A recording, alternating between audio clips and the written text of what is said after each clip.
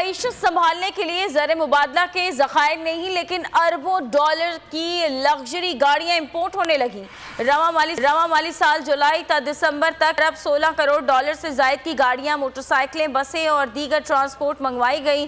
दरामद की गई गाड़ियों में लग्जरी कारें, मोटर ट्रकें और हैवी व्हीकल शामिल हैं। दस्तावेज के मुताबिक 6 माह के दौरान 8 करोड़ 76 लाख डॉलर्स के एयरक्राफ्ट, बही जहाज और कश्तियां दरामद की गई। 6 माह के दौरान 7 करोड़ 48 लाख डॉलर्स की लोडर गाड़ियां और 3 करोड़ 26 लाख डॉलर्स की कारें दरामद की गई।